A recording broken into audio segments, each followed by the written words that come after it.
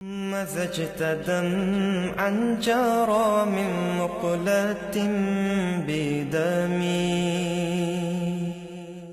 حضرت آپ نے کس سن میں اپنا یہ درس نظامی کمپلیٹ کیا؟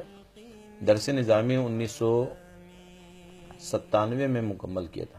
ماشاءاللہ. اور آج آپ ماشاءاللہ سے امام و خطیب خلفائے راشدین مسجد میں ہیں. جی تو الحمدللہ. حضرت فروغ دین کے حوالے سے آپ کے کیا مشن ہے، کیا ٹارگٹ آپ نے سوچا ہوا ہے کہ فروغ دین کے لیے میں یہ کام کرنا ہے مجھے؟ فروغ دین کے لیے دو تین چیزیں ہیں. ایک تو یہ کہ ہم کچھ رسائل، کچھ لٹریچر ماہانہ نکالیں. صحیح.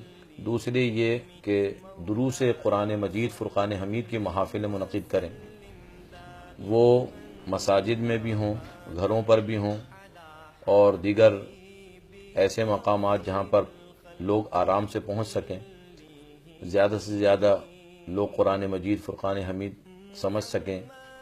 اسی طریقے سے ہمیں مدارس کے قیام کے لیے بھی غور کرنا چاہیے کہ مدارس کا قیام کریں، مساجد کا قیام کریں، تو اس سے جو ہے فروغ دین میں آسانی مل سکتی ہے. حضرت آپ کیا سمجھتے ہیں، آج کل میں ایک رجحان دیکھ رہا ہوں مجھ سمیت جو لوگ اور بھی ہیں ہماری جنریشن کے، آپ کی جنریشن کے اور آنے والی جنریشن کے، سب کا نظریہ یہ ہے کہ سیاست کو دین سے دور ہونا چاہیے. جبکہ اگر ہم اپنی ہسٹری پڑھتے ہیں تو ہمارے سامنے مسلمانوں میں سے فاروق اعظم جیسے لیڈر ہیں، صدیق اکبر جیسے لیڈر ہیں، مولا کائنات جیسے حضرت علی جیسے لیڈر ہیں. آپ کیا کہتے ہیں آج کل کی سیاست کے بارے میں کہ یہ جو دین سے دوری کیوں ہوتی جا رہی ہے سیاست کی؟ دین سے دوری کی وجہ سے سیاست سے دوری ہے. اگر دین کے قریب ہوں گے تو سیاست کے قریب ہوں گے. صحیح. کیونکہ اب ہم دینی طور پہ کمزور چل رہے ہیں. بالکل.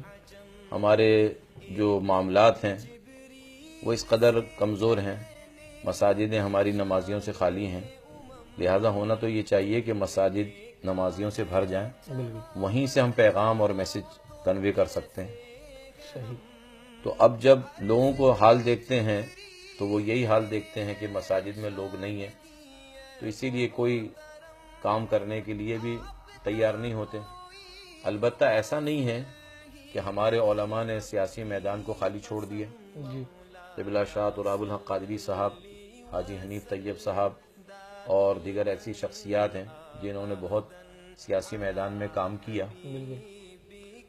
تو اللہ تعالیٰ ایسے لوگ پیدا کرے گا. بالکل. یہ جو سیاسی میدان میں آئیں گے، دعا ہے ہم الگ نہیں سمجھتے اس کو. صحیح بات ہے. تو ناظرین، یہ کتنا بڑا لمحہ فکریہ ہے کہ اب جو ہم لوگ ایسے حکمرانوں کا سامنا کر رہے ہیں جو موجودہ دور کے، میں کسی ایک کو پوائنٹ آؤٹ نہیں کر رہا، ہماری دعا ہے کہ علماء کرام آئیں اور ہمارا جو معاشرہ ہے وہ بہتر ہو. حضرت میں آپ سے تھوڑا سا آپ کی زندگی کے حوالے سے جو پروگرام کا فارمیٹ ہے اس پہ گفتگو کر لیتا ہوں تھوڑی. آپ کی جو آپ نے مجھے بتایا کہ آپ کے 4 بچے ہیں ماشاءاللہ سے، 2 کی آپ شادی کر چکے ہیں، 2 ابھی چھوٹے ہیں. ایک کی شادی کر چکا ہوں، ایک بڑی بیٹی. اچھا، ایک ہی آپ شادی کر چکے ہیں. تو ابھی آپ کے 3 بچے ہیں جی. آپ کے. تو آپ کے ان میں سے جو بیٹے صاحبزادے ہیں جن کو شاید میں بھی جانتا ہوں، رضا نام ہے ان کا، محمد غوث رضا قادری. محمد غوث رضا قادری. آپ نے ان کے حوالے سے کیا پلاننگ کی ہوئی ہے؟ ان کو بھی عالم دین جی بنانا ہے؟ انشاءاللہ میرا اس معاملے میں پکی نیت یہی ہے کہ حافظ قرآن عالم دین بننے، تاکہ دین کے سچے سپاہی بن کے دین کا کام کریں. اور ماشاءاللہ وہ ابھی سے آپ کی تربیت میں ہیں اور نعت خوانی بھی کر رہے ہیں. تو ماشاءاللہ اللہ تعالیٰ سے میری دعا ہے کہ اللہ تعالیٰ ان کا مزید اور آگے مستقبل اچھا کرے. حضرت یہ بتائیے گا کہ ابھی آپ کی جو ربیع الاول کے حوالے سے مصروفیات ہیں، ابھی آپ محفل نعت میں جاتے ہیں، میلاد شریف میں جاتے ہیں، آپ لوگوں کا تو ماشاءاللہ سے آپ لوگوں کی شخصیت ایسی ہے، لوگ دیکھ کے تھوڑا سا محتاط ہو جاتے ہیں. لیکن آپ کس چیز کا ایک فقدان دیکھتے ہیں آج کل میلاد شریف کی محفلوں میں؟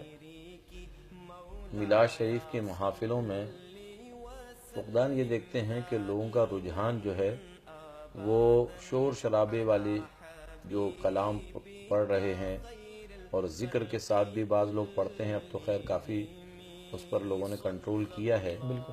اور پھر اس کے بعد اس کے اندر یہ چیز بھی دیکھتے ہیں کہ لوگ جو غیر عالم دین ہیں وہ کلام لکھتے ہیں، لوگ ان کا کلام پڑھ لیتے ہیں. اس کے اندر کئی غلطیاں ہوتی ہیں، اور بغیر کسی عالم کو دکھائے پڑھ لیتے بغیر کسی عالم دین کو دکھائے پڑھ لیتے ہیں. پھر اس کے بعد ایک چیز کا یہ بھی دیکھتے ہیں ہم کہ بھئی نعت خوانی تو آپ کر رہے ہیں 3 گھنٹے، عالم دین کی تقریر رکھ رہے ہیں آدھے گھنٹے کی، پون گھنٹے کی، اور وہ بھی رکھ رہے ہیں رات کے 1 بجے. رات کے 1 بجے.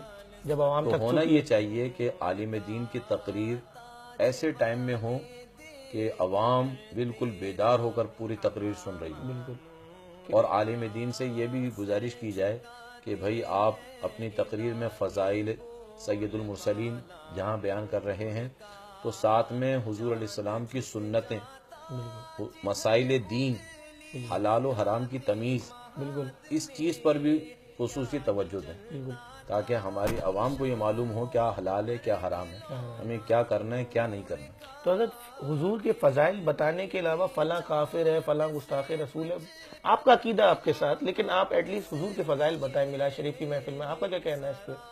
نبی کریم صلی اللہ علیہ وسلم کے فضائل جب آپ بیان کرتے ہیں تو ہر دور میں کچھ ایسے فتنے اٹھتے ہیں جو معاذ اللہ علیاذ باللہ نبی کریم علیہ الصلوۃ والتسلیم کے شان کے خلاف بولتے ہیں، ان کا بتانا بھی ضروری ہے۔ اگر ہم نے ان کو نہیں بتایا تو کسی نہ کسی طور پر ہمارے لوگوں کو وہ لوگ گویا کہ اپنی تعلیم اور اپنی تبلیغ پہنچاتے ہیں، لہٰذا لوگوں کو اس چیز سے بھی ہوشیار رکھنا بہت ضروری ہے کہ بھئی فلاں شخص کے پاس مت بیٹھنا، فلاں تنظیم میں مت جانا، فلاں لوگوں کے ساتھ مت رہنا، کیونکہ ان کے عقائد و نظریات ہمارے عقائد و نظریات سے بالکل مختلف ہیں۔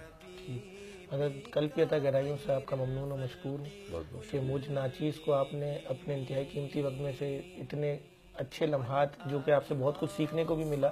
ایک آخری جاتے جاتے میسج، جو عید میلاد النبی کا دن ہوتا ہے 12 ربیع الاول، اس دن عوام الناس کو کوئی جلوس میں دعوت یا کچھ دینا چاہیں تو پلیز۔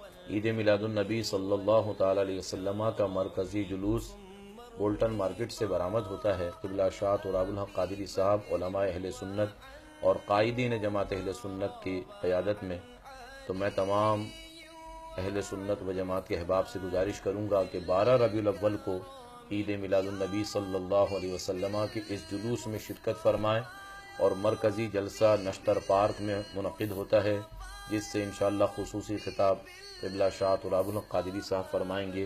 اس جلسہ عید میلاد النبی میں بھی شرکت فرمائیں اور خوب خوب نبی کریم علیہ الصلوۃ والتسلیم کے ذکر پاک سے اپنے قلوب کو منور کریں۔ بہت شکریہ حضرت۔ اسی کے ساتھ ناظرین، اپنے میزبان اپنے بھائی شہباز شہزاد کو اجازت دیجیے، انشاءاللہ اگلے پروگرام میں آپ کی کسی اور شخصیت سے ملاقات کروائیں گے۔ جب تک کے لیے السلام علیکم ورحمۃ اللہ۔ مولاي صل وسلم دائما أبدا